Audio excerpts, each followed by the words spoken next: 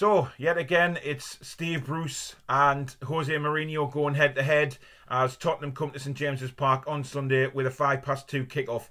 This is huge for Newcastle United. The international break is over. It's now time to get serious again. What kind of team will Steve Bruce put out? Will he put a team out to draw, or will he put a team out to win? Who knows? This is the Toon Review.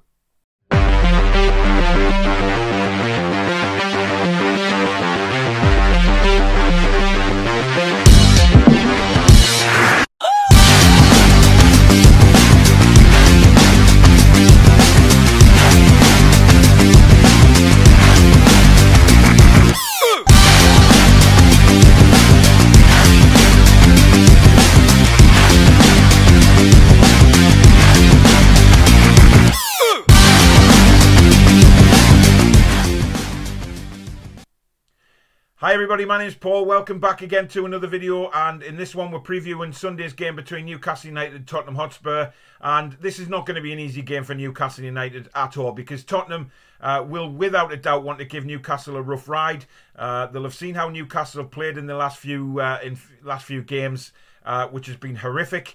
And yes, Tottenham's form hasn't been great either. However, you know, when you've got a front three like Tottenham, you can beat anybody. You really can.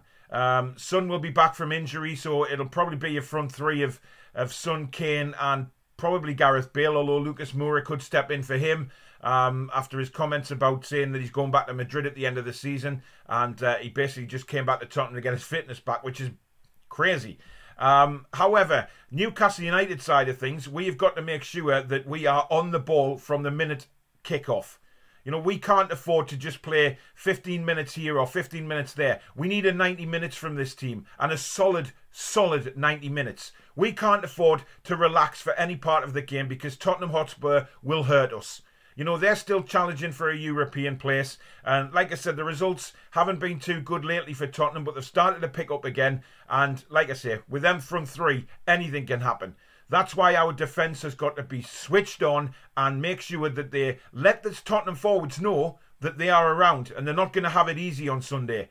You know, Harry Kane, he comes very deep for the ball. We need to make sure that we don't get sucked into that and not pick up the other wingers, because Harry Kane is very good at doing that. He comes very deep for the ball, and sometimes that frustrates a lot of the pundits and a lot of the Tottenham fans. Sometimes he comes very deep.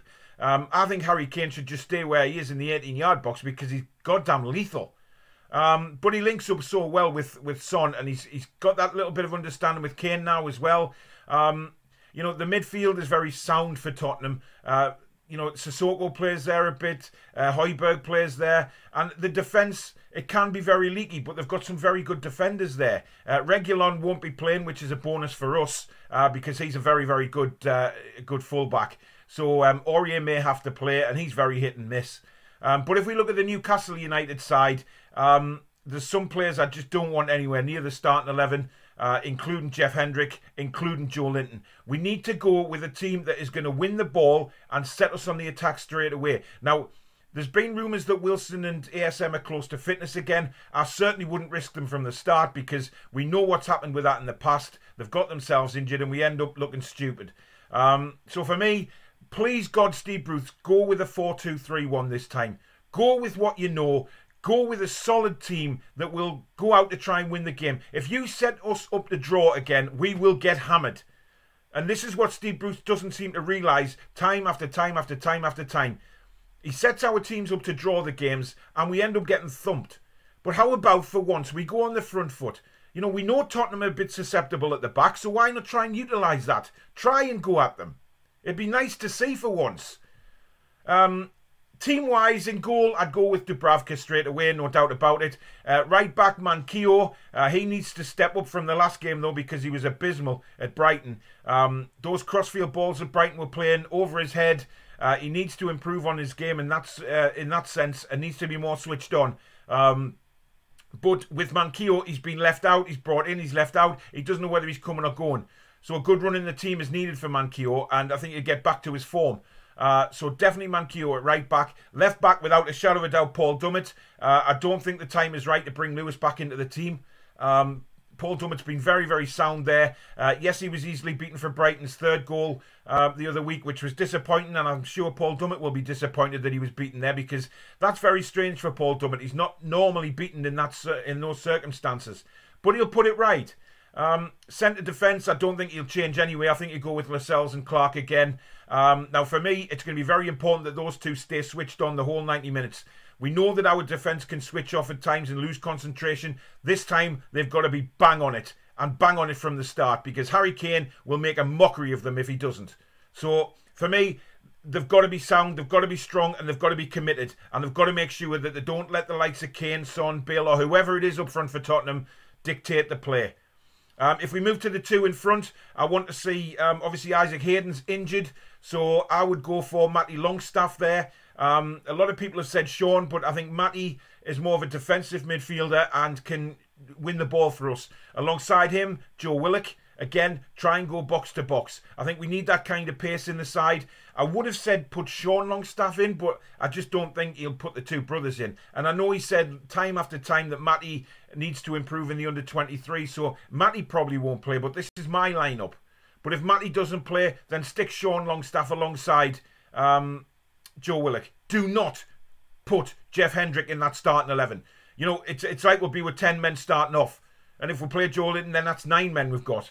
You know, we need to drop these players who we know aren't good enough. And Jeff Hendrick has done nothing for us this season, apart from a couple of goals maybe here and there. But my God, he's been anonymous in the matches he's played recently, and we just can't do with him on the pitch. So no way for Jeff Hendrick. So either one of the Longstaff brothers alongside Joe Willock.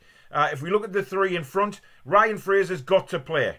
And he's got to play on the wing where he is most dangerous. He's proved to Scotland over the last couple of weeks that he's fantastic in that position. And he's scored goals. He's looked good at international level. Just put him where he belongs at club level. Don't try and put him through the middle or anything like that. Let him go on the wing.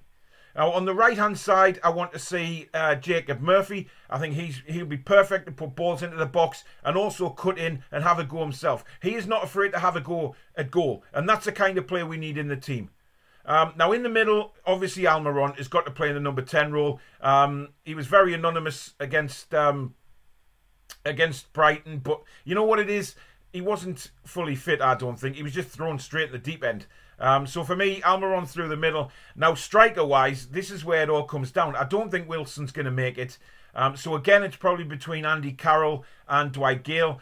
Personally, I go with Andy Carroll and not Dwight Gale, because I think Andy Carroll can do some damage in the air against the Tottenham defenders. I think the likes of Alderweireld and Davinson Sanchez will be very, very wary of Andy Carroll's capabilities. And, you know, if we've got two wingers like Fraser and Murphy, then we need to put balls into the box and create havoc. And again, Almiron picking up the pieces. We've got Joe Willock bursting forward. You know, we've got players that can hurt teams if they're utilised in the right way. But it all depends on whether Steve Bruce will go on the pitch and utilise the team in the right way, because we know that sometimes he hasn't. And of late, he definitely hasn't. But like I say, if he sets the team up to draw, he puts a team out to draw, we will get absolutely hammered, because we haven't got the players capable of doing that. You know, Shelvey, I know I haven't mentioned in the team because I don't want him starting. He really disappointed me against Brighton, the way he played. Not good enough. And for me, he has to be left on the bench. Maybe come on as an impact player in the second half, see what happens. But until then, we need to go with some hungrier players. And at the minute, Shelvey isn't hungry enough for the relegation battle. No Joe Linton either. You know, yes, he's done all right outside of the box lately. He's had a few moments. But as soon as he gets in that box, he goes to shit. And we can't afford that when we're in a relegation battle and we need to pick up 3 points. We need somebody who's confident in the box to let a shot go. And Joe Linton just will not pull the trigger in the box. It's been proven now over the last couple of games. He'd rather lay it off, or he just panics and doesn't shoot at all and ends up losing the ball. We can't do that. We just cannot do that. So for me, it's a big no-no for Joe Linton as well. But we've got to go for it. I cannot stress that enough, that if we sit back and let Tottenham come onto us and play for a draw, we will get hammered.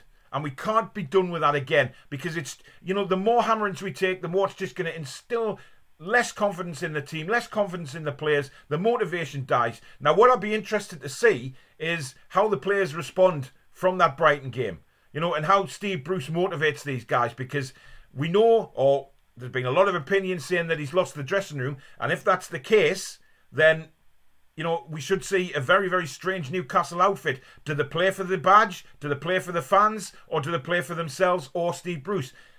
Personally, I want to see them playing for the fans and the badge they're wearing on that shirt. That is more important to me than Steve bloody Bruce. So it'll be very interesting. Result prediction-wise, to be honest, I'd take a draw now. I mean, you know, it's a point gained against a very, very strong Tottenham Hotspur side. And then we can look to the Burnley game to try and get 3 points. But, you know, if we get a win, it's a massive, massive bonus. And we'll do our players the world of good for motivation, morale, you know, all that kind of stuff that you need for a relegation battle. So it's going to be very, very tight. I hope they don't go out too nervous, because if we go out too nervous in the game, then we'll get mullered again. But we've got to be switched on. Like I said at the start of the video, switched on from the word go. Let's get at them. Let's get 3 points. And let's really, really, really put on a performance to make us fans proud. Show some fight. That's the main thing. Show us fans that there is some fight in that dressing room, that you actually want to get out of the trouble that you're in. Because that was not evident against Brighton. It hasn't been evident for a while. We've got to see it. Otherwise, the fans' confidence is depleted as well. The whole club is just falling away. So let's go out. Let's get 3 points. Come on. How are the lads? Thank you very much for watching the video, guys. If you've enjoyed it, do smash the like button. If you're new to the channel and you have enjoyed what you've seen, please do consider subscribing. Lots more live shows and videos coming on this channel. Enjoy the rest of your weekend, guys. Happy Easter to everybody. And I really hope you do enjoy your Easter and we get 3 points on Sunday. I'll be back around 4:15 live with Match Reaction Live. So that should be very interesting. And I'll also be back with a live show tomorrow night, actually. Press conference reaction live with my good mate, Peter Proudlock. So do set a reminder on YouTube for that. In the meantime, guys, take care. Be strong.